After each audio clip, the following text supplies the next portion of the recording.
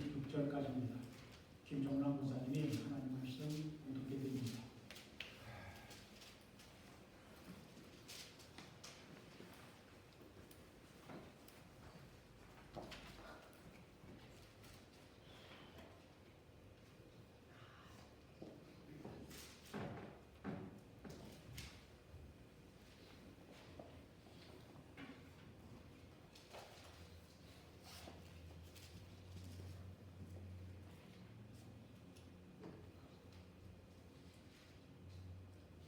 말씀 공부하겠습니다. 만일 그리스도 안에서 우리가 바라는 것이 다만 이 세상의 삶뿐이라 모든 사람 가운데 우리가 더욱 불쌍한 자이니라. 그러나 이제 그리스도께서 죽은 자 가운데서 다시 살아나사 잠자는 자들의 첫 열매가 되셨도다. 사망이 한 사람으로 말미암으니 죽은 자의 부활도 한 사람으로 말미암는도다.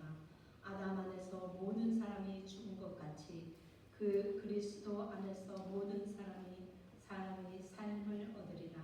그러나 각각 자기 차례대로 드리니 먼저는 첫 열매인 그리스도요 다음에는 그가 강림하실 때에 그리스도에게 속한 자요 그 후에는 마지막이니 그가 모든 통치와 모든 권세와 능력을 멸하시고 나라를 아버지 하나님께 바칠 때라.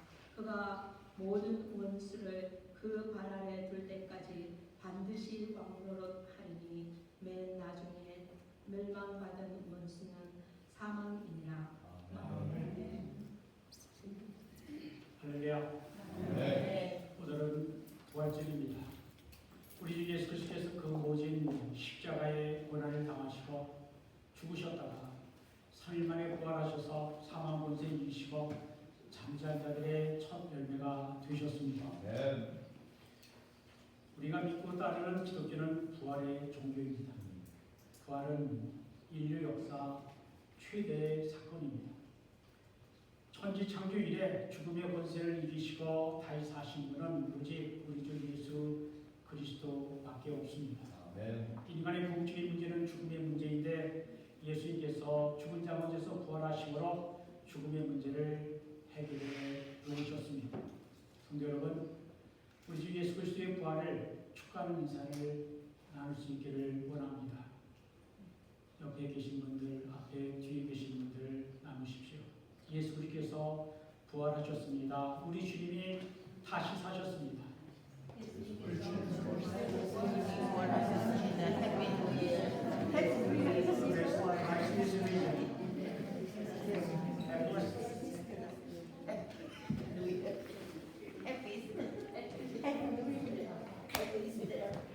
I'm sorry. It's exciting. 전능하신 하나님께서 우리를 위해 행하신 세 가지의 위대한 일을 말한다면, 첫째는 하나님이 인간이 되어 이 땅에 오신 성육신 사건이요. 둘째는 예수님이 우리의 죄를 대속하시기 위하여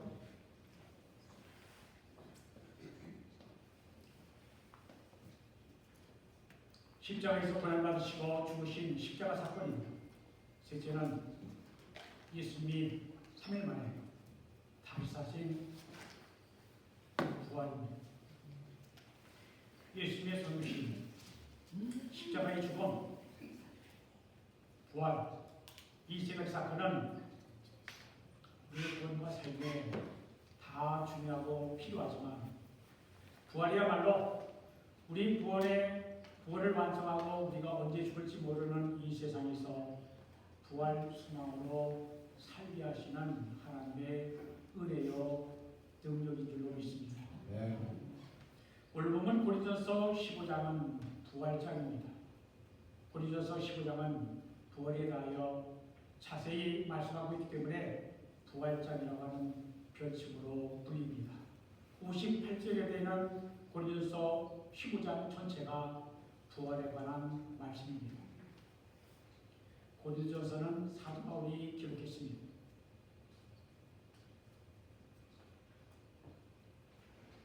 바울이 누구입니까? 사도행전 9장을 보면 부활하신 예수께서 그를 찾아오십니다.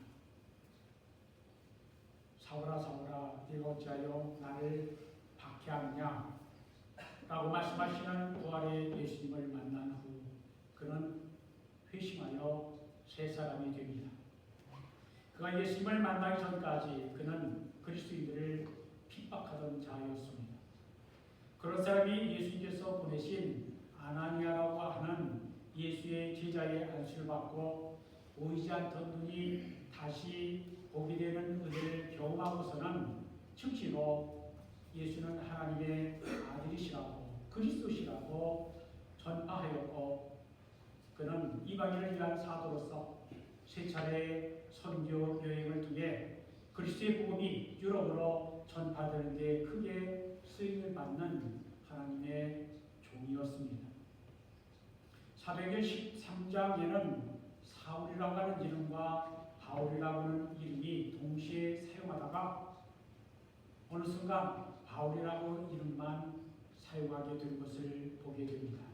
그는 왜 그의 이름을 사울에서 바울로 바꾸게 되었을까요? 사울이라고 하는 이름은 히브리식 이름이고 바울은 헬라식 이름입니다. 바울은 이방인의 사도로서 헬라 문화에 익숙한 이방인들을 위하여 바울이라고 하는 이름으로 불리기를 선호했을 수 있습니다. 하지만 좀 더 생각해 보면 그는 하나님 앞에서 좀 더 겸손해지려는 뜻도 있었을 것입니다. 사울이라고 하는 이름은 큰 자라고 하는 뜻이고 바울이라고 하는 이름은 작은 자라는 뜻입니다. 그가 예수님을 만나기 전에는 하나님을 열심히 섬긴다는 것이 도리어 하나님 뜻을 거스르고 예수님을 핍박했습니다. 그는 죄 중에 내가 괴수임을 깨달았습니다. 그래서 사울이라고 하는 이름처럼 자신의 생각, 자신의 판단을 앞세운 교만한 사람에서 작은 자라고 하는 뜻의 바울이라는 이름의 겸손한 사람으로 변화되기를 원했던 것으로 보입니다. 그는 예수 그리스도의 십자가와 부활을 전하는 일에 자신의 목숨을 내어놓고 전도하다가 결국 순교하였습니다. 그는 왜 무엇 때문에 온갖 고생과 고난과 배고픔과 이유 없이 매맞고 감옥에 갇히면서도 감사하고 찬송하며 힘을 다해 예수 그리스도의 복음을 전파하는 사람이 되었을까요? 그가 부활하신 예수님을 만났기 때문입니다. 그가 부활하신 예수님을 만난 경험을 사도행전의 3번이나 9장, 22장, 26장 그리고 그의 서신서, 갈라디아서 1장, 빌립보서 3장 등 여러 곳에 그가 부활하신 예수님을 직접 만난 경험이 그의 신앙의 바탕이며 그의 모든 사역의 기본 근간이 되었음을 간증했습니다. 부활하신 예수님을 만나 변화된 것은 바울만이 아니었습니다. 다른 사도들도 마찬가지였습니다. 예수께서 3년 동안 말씀을 가르치시고 수많은 이적과 능력을 베풀어 주셨음에도 제 아들은 깨닫지 못하고 두려움 많고 비겁한 사람들이었는데 예수님의 십자가의 죽음과 부활, 승천의 성령을 받으니 죽음을 전혀 두려워하지 않고 예수 십자가와 부활의 능력이 전하다가 모든 제 아들이 다 순교하였습니다. 예수님이 부활하셨다고 하는 증거는 많지만 말씀을 깨닫는데 어리석고 미련했던 제 아들이 자신의 목숨을 잃을 것도 두려워하지 않는 용기 있는 사람으로 변화되고 주의 복음을 전파하기 위해 순교까지 한 것은 부활의 확실한 증거라고 믿습니다. 예수님의 사랑과 은혜를 받은 사람은 변하지 않을 수 없습니다. 예수 그리스도께서 죽은 자들 가운데 부활하시고 잠자는 자들의 첫 열매가 되셨고 사망 권세 이기셨습니다. 예수님의 십자가의 부활은 우리에게 아무리 힘든 일이 있어도 소망 있게 살아가야 할 이유와 근거가 되는 것입니다. 예수님의 부활이 왜 우리의 소망의 근거가 되는가? 우리 먼저 죽음이 무엇인가를 생각해 봐야 합니다. 죽음이란 숨이, 호흡이 끊어지는 것입니다. 하나님의 근거로 사람을 지으시고 생기를 그 코에 불어넣으시니 생명 즉 살아있는 존재가 되셨다라고 창세기 2장 7절은 말씀합니다. 하나님이 그 우리의 숨을 거두시면 우리 육체는 죽는 것입니다. 인생의 궁극적인 문제는 죽음인데 하나님이 이 죽음의 문제를 예수님이 부활하신 예수님이 죽음의 문제를 해결하셨습니다. 사람의 일세 생로병사입니다. 사람이 태어나 한평생 살다가 늙고 병들어 죽는 것입니다. 여기는 누구도 예외가 없습니다. 모든 사람은 태어난 순간부터 죽음으로 달려가는 것입니다. 그래서 사람은 평생 죽음의 지배를 받게 되었습니다. 창세기 3장을 보면 첫사람 아담이 에덴 동산의 선악을 알게 하는 나무의 실과를 먹지 말라고 하는 하나님의 명령에 불순종하여 범죄하였습니다. 아담의 범죄로 말미암아 죄가 세상에 들어왔습니다. 아담의 불순종은 모든 인간에게 죽음을 가져왔습니다. 아담의 원죄로 말미암아 죽음은 오늘 우리들에게까지 미치고 있습니다. 죽음은 생명의 주인이신 하나님의 관계가 끊어졌기 때문에 온 것입니다. 아담이 범죄하기 이전에는 사람이 죽음을 두려워할 이유가 없었습니다. 왜냐하면 하나님께서 항상 사람과 함께 하셨기 때문입니다. 생명의 주이신 하나님께서 사람을 돌보아 주셨기 때문입니다. 그러나 아담이 범죄한 이후 하나님의 관계가 끊어졌습니다. 그부터 죽음이 인간을 지배하기 시작했습니다. 그 결과 인간은 항상 죽음의 공포 속에 살아가야 했습니다. 그러나 하나님은 인간이 영원히 멸망하는 것을 그냥 두고 보실 수가 없었습니다. 그래서 하나님께서 사람들을 죄와 사망에서 구원해내기 위해 독생자 예수 그리스도를 이 땅에 보내셨습니다. 예수 그리스도는 십자가와 부활로 사단 마귀를 물리치시고 죽음의 철창을 깨뜨리셨습니다. 예수의 십자가와 부활로 죄와 사망의 권세에서 우리를 해방하시고 자유하게 하셨습니다. 예수의 십자가의 죽음은 잠깐 동안 사단이 승리한 것처럼 보였습니다. 인류를 구원하기 위해 오신 예수님을 십자가에 달아 죽이고 돌무덤 안에 가두어 놓음으로써 하나님의 구원 계획은 실패한 듯 보였습니다. 그러나 전능하신 하나님은 십자가에서 죽기까지 복종하신 아들 예수를 무덤 안에 그대로 두지 않으셨습니다. 생명의 하나님께서 아들 예수를 다시 살리셨습니다. 예수의 부활은 이제까지 우리를 지배하던 사단의 사망 권세를 이기고 승리하신 것입니다. 그러므로 이제 우리는 우리를 두렵게 하던 죽음을 더 이상 두려워할 필요가 없게 되었습니다. 예수께서 십자가에서 죽으심으로 모든 게 끝났다면 우리에게는 절망만 있었을 것입니다. 그러나 하나님은 불순종한 아담과는 달리 하나님 말씀에 절대적으로 순종하신 예수를 다시 살리셨습니다. 예수님이 부활하셨기 때문에 우리에게 영원한 생명의 소망이 있습니다. 그러므로 예수님의 부활은 예수님만의 부활이 아니라 우리 모두의 부활입니다. 예수님의 부활은 아담 범죄 이후 단절되었던 하나님의 관계가 회복되는 것을 의미합니다. 생명의 근원이신 하나님이 다시 우리와 함께 하시게 된 것입니다. 끊어졌던 생명의 줄이 다시 예수님의 십자가로 이어져 우리 속에 새 생명이 흐르게 된 것입니다. 봄은 부활의 계절입니다. 봄이 되면 겨울이라고 하는 무덤 속에 갇혀있던 만물이 새롭게 피어나고 소생합니다. 영원히 계속될 것만 같았던 추위가 따스한 봄 기온에 물러가지 않을 수 없습니다. 생명의 기운 앞에서 죽음의 세력은 물러간 것입니다. 부활절이 봄에 있다는 것은 결코 우연한 일이 아닙니다.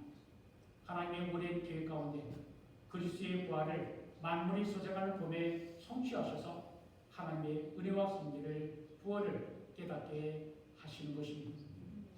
생명은 신비입니다. 현대 과학이 아무리 발달했어도 유전자를 이용하여 복제할 수는 있어도 이미 생명 있는 것에서 출발한 것이지 생명 자체를 인간이 만들어낼 수는 없습니다. 생명은 하나님의 고유한 신비의 영역입니다. 누군가가 창조하고 유지하지 않으면 존재할 수 없는 것이 생명입니다. 기독교는 부활의 종교입니다. 세상에는 수많은 종교가 있지만 어떤 종교도 부활을 이야기하지 않습니다. 오직 기독교만이 부활을 이야기합니다. 성경이 말씀하시는 대로 예수님이 우리의 모든 죄를 대속하시기 위해 십자가에서 죽으셨다가 3일 만에 부활하셨습니다. 사도 바울은 고린도서 15장 3절과 4절에서 이렇게 말씀합니다. 성경대로 그리스도께서 우리 죄를 위하여 죽으시고 장사 지름바 되었다가 성경대로 사흘 만에 다시 살아나셨도다. 예수님의 죽으심과 부활은 성경 말씀의 성취라는 것입니다. 예수는 성경대로 십자가에서 죽으셨다가 사흘 만에 부활하셨습니다. 다른 모든 종교들은 죽은 사람의 가르침을 따릅니다. 그러나 기독교는 부활하시고 지금도 살아계시는 예수 그리스도의 가르침을 따르는 것입니다. 우리 인생의 궁극적인 문제는 죄와 죽음의 문제인데 예수께서 부활하심으로 죽음의 권세를 휘두르는 사탄은 그리스도의 부활로 패배하였습니다. 그리스도의 부활로 말미암아 죽음의 문제가 해결되었습니다.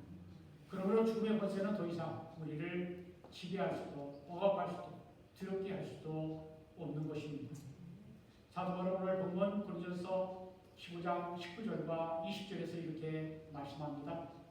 만일 그리스도 안에서 우리가 바라는 것이 다만 이 세상의 삶뿐이면 모든 사람 가운데 우리가 더욱 불쌍한 자이지만 그러나 이제 그리스도께서 죽은 자 가운데서 다시 살아나사 잠자는 자들의 첫 열매가 되셨다. 만일 우리가 이 땅에서 삶이 전부라면 우리는 참으로 불쌍한 자일 수밖에 없다는 것입니다. 그러나 그리스도께서 죽은 자 가운데 다시 살아나사 잠자는 자들의 첫 열매가 되셨습니다. 우리는 첫 열매를 보고서 다음에 어떤 열매가 맺히는지 알게 되는 것입니다. 우리 주님이 부활하시길 우리들도 부활할 것입니다. 그리스도에게 일어난 부활이 우리에게도 일어날 것입니다. 우리가 부활하신 그리스도를 믿는다는 것은 우리가 이 땅에서 살다가 죽음으로 끝나는 것이 아니라 그리스도께서 부활하신 것처럼 우리들도 부활하여 영생의 몸을 가지고 주님과 함께 영원히 살게 될 것이라고 하는 말씀입니다. 그러므로 우리가 늙고 병들어 죽게 될 때 당하는 육체의 죽음을 두려워할 이유가 없습니다. 육신의 죽음은 영생으로 들어가는 관문이기에 육신의 죽음은 오히려 필요한 것입니다. 그러나 부활은 세상 끝날 예수께서 재림하실 때만 일어날 미래의 사건만이 아닙니다. 부활은 우리가 현재 우리의 삶 속에서 경험할 수 있는 현재의 사건이기도 한 것입니다. 예수 그리스도 안에 있는 사람은 죽을 것 같아도 죽지 않고 말씀을 듣고 찬송하고 기도하며 영혼의 생명의 기운이 솟아나는 것을 경험하고 다시 힘을 내어 주님이 원하시는 삶을 살아내는 것입니다. 예수님을 믿는 우리가 이 세상 사는 동안 죽음은 우리를 포로로 사로잡아 놓을 수 없습니다. 이제 우리가 예수님을 믿음으로 우리가 그리스도 안에 있고 부활하신 그리스도 예수님이 우리 안에 계시기 때문입니다. 그리스도 안에 있는 생명이 우리의 힘과 능력이 되기 때문입니다. 그리스도의 부활은 우리가 이 땅에 살 때에나 그리스도 재림 이후에나 언제나 하나님의 돌보심을 받는 생명 가운데 있는 것입니다. 그리스도의 부활은 예수 그리스도를 믿는 우리의 삶이 이미 영생 삶으로 들어간 것을 의미합니다. 이 영생을 누리느냐 못 누리냐 하는 것은 부활의 의미를 아느냐 모르느냐에 달려 있습니다. 그러면 우리가 어떻게 살아가야 합니까? 예수 그리스도의 부활은 우리의 참된 소망임을 믿고 그 믿음을 붙잡아야 합니다. 죽음이 우리를 위협한다 할지라도 우리는 더 이상 죽음을 두려워하지 말아야 합니다. 죽음은 이미 그리스도의 부활로 완전히 패배하였기 때문입니다. 오늘 본문 21절, 22절에 이렇게 말씀합니다. 사망이 한 사람으로 말미암았으니 죽은 자의 부활도 한 사람으로 말미암는도다. 앞에 나오는 한 사람은 아담입니다. 아담 안에 모든 사람이 죽은 것 같이 뒤에 나오는 또 한 사람은 예수 그리스도입니다. 그리스도 안에서 모든 사람이 삶을 얻으리라. 죽음은 첫사람 아담으로 말미암아 왔지만 부활은 둘째 사람이요 마지막 아담이신 예수 그리스도로 말미암아 오는 것입니다. 모든 사람은 죽습니다. 인간은 한 사람도 예외 없이 모두 죽습니다. 우리는 아담의 자손이기 때문입니다. 아담의 불순으로 말미암아 사망이 세상에 들어왔기에 아담의 후손인 우리 모두는 죽게 되어 있습니다. 그러나 그리스도는 죽음을 이기고 부활하셨습니다. 그러므로 우리가 그리스도 안에 있으면 다시 살게 되는 것입니다. 아담 안에서는 모두 죽음에 이르게 되지만 그리스도 안에서는 부활의 생명에 이르게 되는 것입니다. 여기에 두 가지 길이 있습니다. 아담 안에 있으면 죽은 자이지만 그리스도 안에 있으면 살아있는 자입니다. 여러분은 어떤 길을 선택하시겠습니까? 부활하신 예수를 믿음으로 그리스도 안에 있어야 합니다. 교제시라고 하는 책에 나오는 이와입니다. 제가 무척 좋아하는 이와입니다. 그래서 오늘도 말씀드립니다. 어느 마을에 꽃을 파는 한 노인이 있었습니다. 그 노인은 가난했습니다. 입은 옷은 낡았고 얼굴에는 힘든 삶을 말해주는 듯 깊은 주름이 있었습니다. 그러나 그 할머니 얼굴에는 항상 웃음이 활짝 피어나고 있었습니다. 사람들은 그 노인을 행복한 할머니라고 불렀습니다. 어떤 사람은 그 할머니에게 물었습니다. 무슨 좋은 일이 있나 보세요. 할머니는 밝은 웃음을 지며 이렇게 말했습니다. 내게 행복의 비결이 하나 있긴 있죠. 이 나이에 어찌 좋은 일만 있겠습니까? 하지만 고통을 당할 때마다 예수님을 생각합니다. 예수님은 금요날 십자가에 못 박히는 고통을 당하셨습니다. 그러나 사흘 만에 부활 새벽을 맞이하지 않았습니까? 나는 고난이 올 때마다 마음속으로 다짐합니다. 사흘만 기다리자. 그때부터 내 삶은 달라졌고 행복해졌습니다. 할머니의 행복의 비결은 고난이 올 때마다 사흘만 기다리자라며 부활의 소망을 붙들었던 것입니다. 우리의 죽음의 두려움과 고통이 해결되기까지 사흘보다 더 많은 시간이 필요할 수도 있지만 인생의 모든 고난은 결국 다 지나갑니다. 우리가 겪는 고통과 아픔이 아무리 커도 예수님이 우리를 위해 당하신 고통, 고난과는 비교할 수 없습니다. 예수님은 우리를 위해 온갖 고난과 모욕과 수치를 당하셨고 피 한 방울까지 남김없이 다 쏟아주셨습니다. 그리고 죽은 자 가운데 부활하심으로 죽음을 이기셨습니다. 부활의 아침에 생명의 주인이신 하나님이 우리 가운데 부활로 오셨습니다. 그러므로 여러분의 마음을 활짝 열고 부활의 주님을 영접해 드시기를 바랍니다. 그러면 다시는 죽음의 지배를 받지 않을 것입니다. 다시는 죽음의 세력에 이끌려 다니지 않을 것입니다. 제가 오늘 부활 설교를 준비하면서 또 행하면서 제 자신의 힘과 유를 받습니다. 욥기 3장 25절에 이런 말씀이 있습니다. 내가 두려워하는 곳이 내게 임하고 내가 무서워하는 곳이 내 몸에 미쳤구나.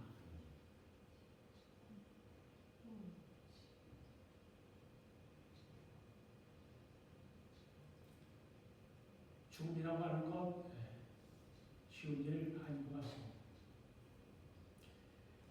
두려운 일 같습니다. 그러한 일이 저에게도 일어나고 있는지도 모르겠다라고 하는 것을 알고 한 주간 힘들게 지냈습니다. 그러나 내일 무슨 일이 일어날지 알지 못해도 십자가에서 죽으셨다가 다윗사신 주님의 손을 꼭 붙잡고 그분의 뜻을 따르기를 원합니다. 주님을 더 가까이 하려는 소원이 간절해지고 머리로만 알던 말씀이 가슴으로 내려와 저희 진실한 고백과 찬송이 되기를 원합니다. 부활이라고 하는 책을 쓴 러시아인으로 톨스토이는 예수님을 믿은 후에 자신의 삶의 변화에 대해 이렇게 고백하였다고 합니다. 예수님의 말씀은 나에게 믿음을 주었습니다. 나는 그분의 부활을 믿게 되었습니다. 그로부터 나의 모든 삶이 변화되어 이전에 내가 바라던 것을 바라지 않게 되었고 반면에 내가 전에 결코 바라지 않았던 것을 바라게 되었습니다. 이제는 내 눈에 악으로 보였던 것이 선으로 보였으며 선으로 보였던 것이 악으로 보였습니다. 우리가 부활을 확실히 믿으면 인생이 변화하게 됩니다. 인생의 가치관이 변하고 삶의 목적이 바뀌는 것입니다. 사랑하는 성도 여러분, 부활의 아침에 하나님께서 부으시는 생명의 빛을 향하여 여러분의 얼굴을 드시고 부활의 기운을 들이마시시고 주님이 주시는 생기를 호흡하십시오. 그래서 여러분의 속에 아직 남아있는 죽음의 잔재들을 말끔히 씻어내십시오. 여러분 속에 있는 죽음의 독소인 공포, 불안, 두려움, 걱정, 염려, 근심들 모두 쫓아내십시오. 주님이 다시 오실 때 주 안에서 우리보다 앞서 죽은 자들이 먼저 부활하고 우리도 부활해 될 것을 바라며 힘있게 사시기를 바랍니다. 또한 우리가 사는 날 동안 날마다 우리의 영혼에 새롭게 되는 부활을 체험하시고 힘든 세상의 날마다 부활의 능력을 경험할 수 있기를 바랍니다. 우리 주님이 부활하셨습니다. 우리 주님의 부활로 말미암아 영생의 약속을 받았습니다. 기독교는 죽어도 살고 죽어야 다시 사는 부활의 종교입니다. 우리의 소망은 죽음의 권세를 이기시고 부활하신 예수님께 있습니다. 우리가 부활을 머리로 아는 것이 아니라 우리 마음을 열어 살아계신 하나님의 말씀이 성경이 깨닫게 하시는 성경의 역사로 주님의 부활을 가슴으로 믿고 소망 중에 살아가시기를 예수님의 이름으로 축원드립니다. 축원합니다. 우리가 예수님의 십자가의 죽으심과 부활이 오늘 우리에게 어떤 의미인지 새롭게 깨닫습니다. 예수님의 부활은 우리 죄의 용서와 자유, 죄악 세상에 살 때 주님과 동행하면서 영생에 들어가게 하는 하나님의 능력임을 믿습니다. 그리스도의 부활 안에서 항상 부활 생명의 소망을 발견하게 하소서. 예수님의 이름으로 기도합니다. Dear Lord, may we realize afresh today what your death and resurrection mean for us. Forgiveness, freedom, and the ability to walk with you through this fallen world into eternity. May we always find our hope of life in your resurrection. In Jesus' name,